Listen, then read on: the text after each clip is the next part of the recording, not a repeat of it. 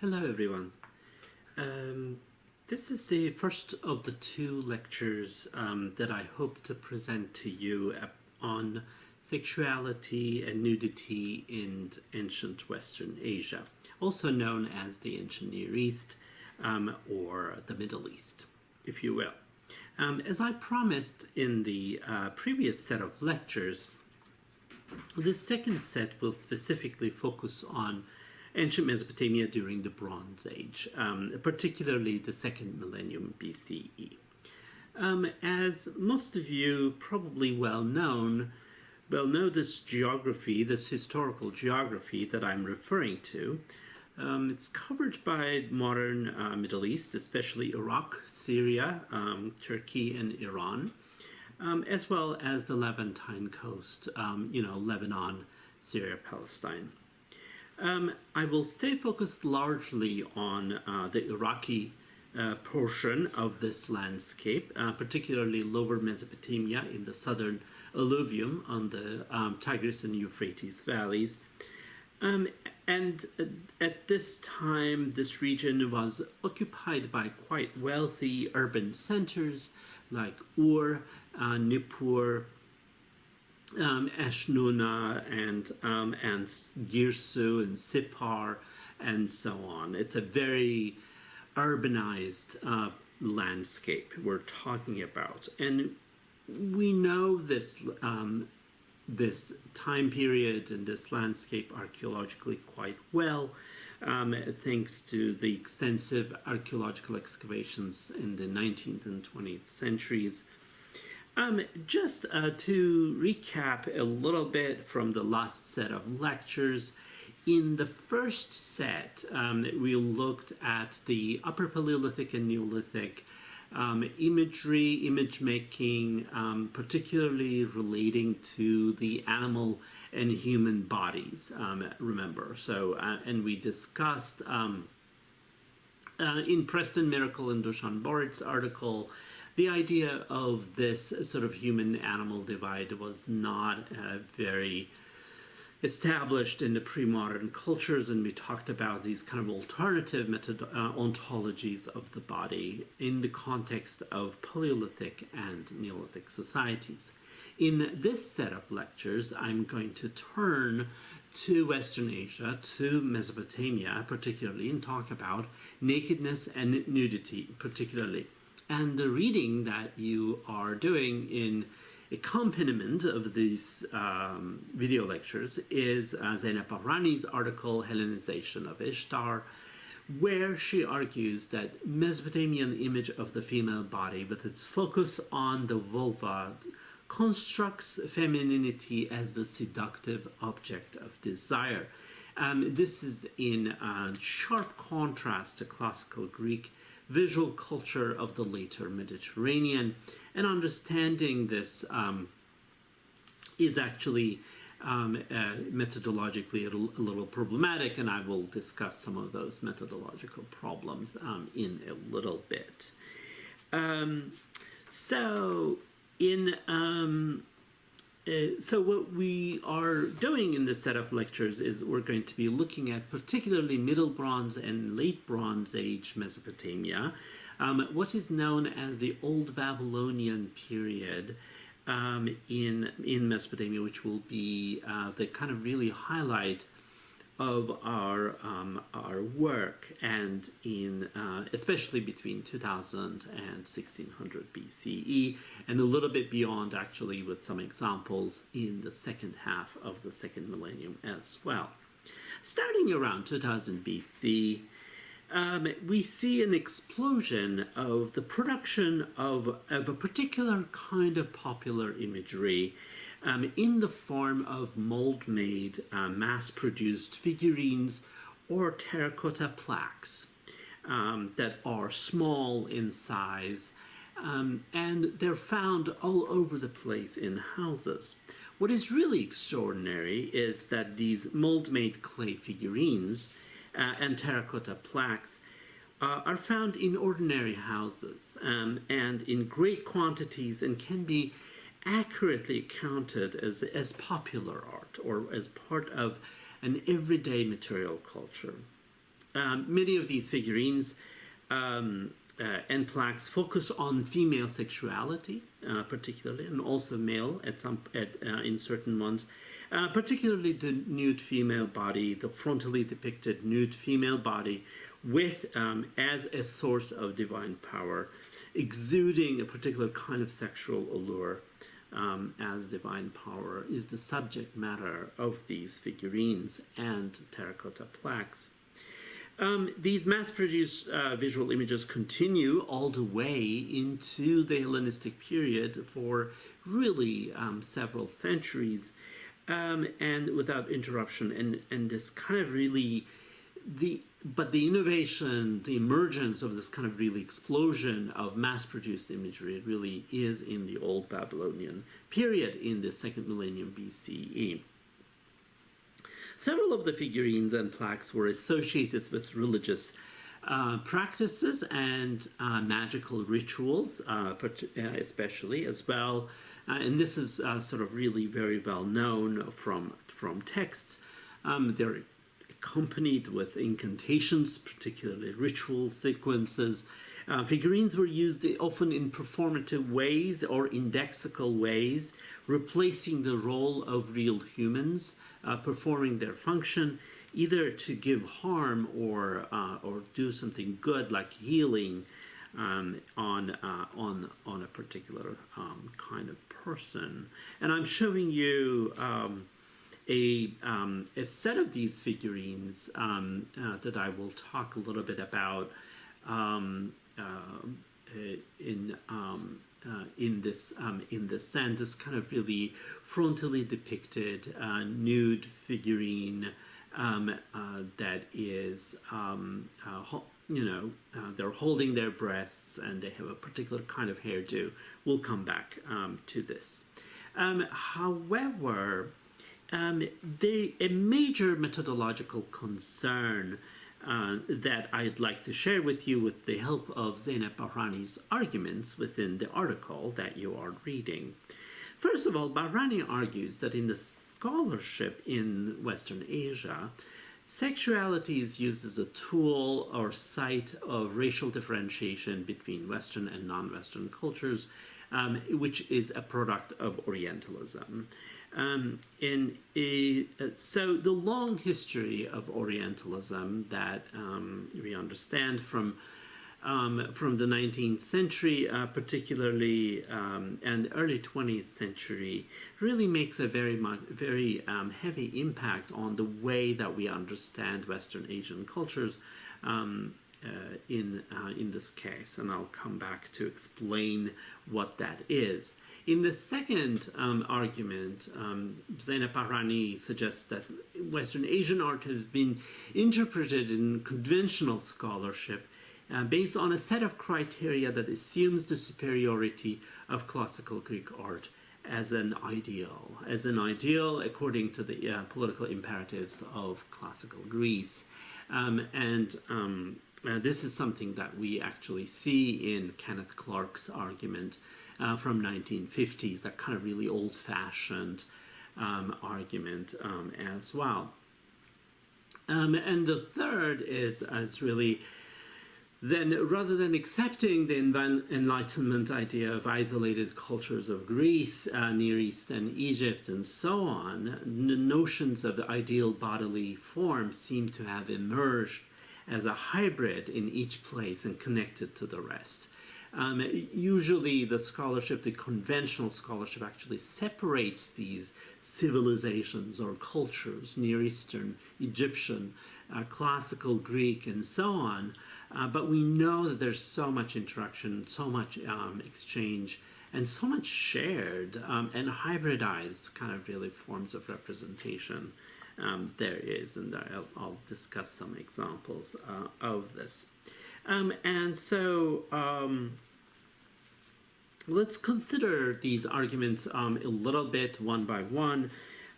First of all, the question of Orientalism, and you are aware that Orientalism is an episode in the Western humanistic thought that's kind of really emerging with a particular kind of encounter with the Orient, with the East, particularly with the sort of the travel to the East idea. And it's beautifully characterized in Edward Said's book, Orientalism. The Orientalist representations are a plethora of representations of the East in novels, in art, in literature, in architectural works, and also in academic writing and illustrations, coming out of this kind of really an encounter with the East. And in these representations, the East appears as exotic, sensual, colorful, but at the same time decaying.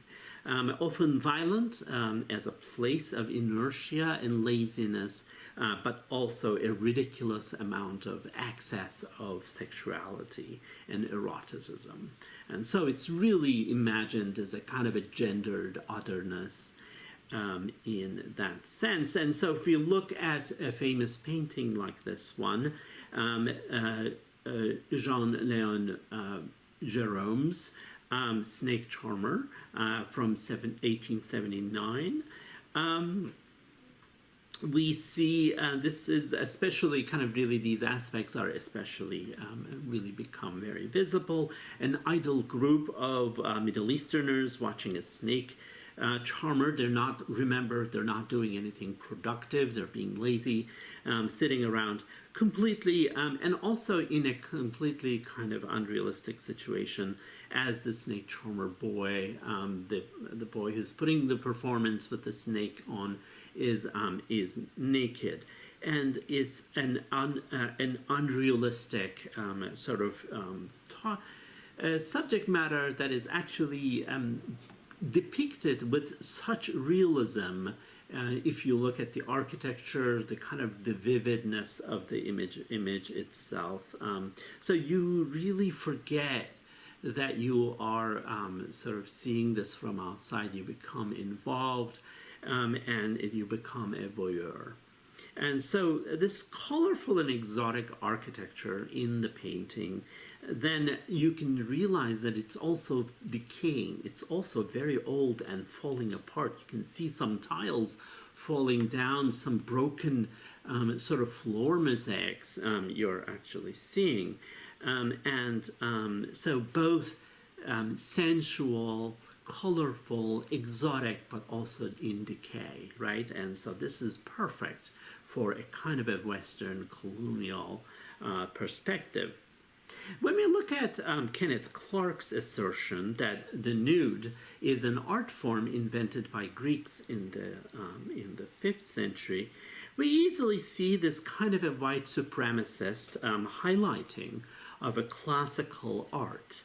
In fact, anyone who's familiar with the development of ancient Greek art knows that the heroic male nudity goes far back to the 7th and 6th century Kouros sculptures, which derive from Egyptian examples, Egyptian prototypes, where the archaic smile is understood as an index of vitality and nudity as an index of beautiful death and bodily excellence. And this is kind of male nudity in the archaic Greek sculpture long before the 5th century that Kenneth Clark is talking about.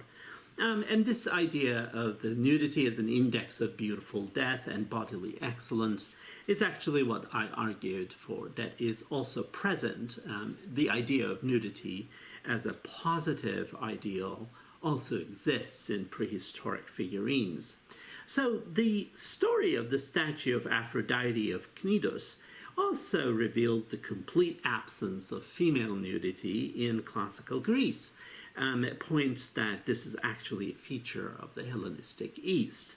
According to the story of the Cnidian sculptor Praxiteles makes a nude image of Aphrodite, in mid-4th century BCE, around 350 BCE. And this is such a scandal. This is such an unusual situation that Aphrodite gets really, really mad and says, Alas, Alas, where did Praxiteles see me naked, that he is depicting me naked? She asks. So this evidence itself shows how uninformed and inaccurate Kenneth Clark is, and his statement is, and how his ideas are so shaped by the ingrained superiority of classical art in a kind of a white supremacist scholarship, and it completely ignores the vast body of evidence of nudity in both prehistoric and Western Asian art. It's also obvious that the distinction in Clark's writing on nakedness and nudity does not apply to ancient cultures as such. So let me wrap up the lecture with a Mesopotamian poem and myth, the Sumerian poem Inanna's Descent to the Netherworld. One important monument that I'd like to talk about and then wrap up my lecture today. So the myth is discussed in the Sumerian poem Inanna's Descent to the Netherworld, dating from the early 2nd millennium BCE, chronicles the goddess Inanna's journey to the Netherworld, the underworld all the way from the sky to the underworld, and to visit Ereshkigal, her recently widowed sister and queen of the dead. As Inanna goes into the netherworld, she has to take off her jewelry and powerful items and garments on her body, such as her crown of heaven, her breastplate, her jewelry, and her garments, and removing what made her powerful as a goddess, and meets Ereshkigal naked in the 7th layer in the underworld. So the poem reads, when she entered the 7th gate, from her body the royal robe was removed. Inanna asked, "What is this?" And she was told, "Quiet, Inanna, the ways of the underworld are perfect. They may not be questioned." Naked and bowed low, Inanna entered the throne room. Ereshkigal rose from her throne. Inanna started toward the throne. The Anuna, the judges of the underworld, surrounded her. They passed judgment against her. So this is a kind of a really little poem here from a long sort of epic poetry that describes the kind of really significance of clothing and nakedness in this particular kind of context. And finally, I want to, before we move on, actually, in the next lecture, I'm going to talk about the 2nd millennium figurines and terracotta plaques. But before we move on to them, I want to talk about this monument, the stele of Naram Sin, the Akkadian king who ruled from 2254 to 2218 BCE. And this is a stele that was found in Susa, Acropolis. It was actually carried away by the Elamites from Mesopotamia during the late Bronze Age, about 1,000 years later than it was made. The monument commemorates the victory of Naram Sin over the Lulubi tribe, both in its pictorial representation, its narrative, but also in its writing and its inscription that's on it. And so we know very well the historical context of this particular monument. And art historians have discussed the sexual allure of the body of the king Naram Sin, who is depicted pretty much in the nude except for his weapons. The scene here, he's depicted as a hero. He's on top of the victory scene, larger than anyone else, dominating with his alluring body. We see in Irene Winter's terms, we see his well-rounded buttocks, muscled calves, his elegantly arched back, and his luxuriant beard. And he's also wearing a horned helmet on his head that announces himself as divine. And at that time, this was actually a kind of a outrageous and kind of really unusual claim that was associated with this kind of really very powerful personality of Naram Sin himself. But this association of the divine with the positively nude body was important in Mesopotamia, and we will see further evidence of this in the next lecture. I'd like to highlight one term that we find in Akkadian literature, the word kuzbu, which denotes sexual allure, attractiveness as divine power, and divine charm. So attributed usually to kings, gods, lovers, persons, but also to buildings and materials like temples and palaces and gardens and sculpture and their paraphernalia. So translated as sometimes voluptuousness or abundance, delight, luxuriance, and sexual vigor. So kuzbu here is a very key term that I will come back in the next lecture, and I will follow up with that. So thank you for your attention.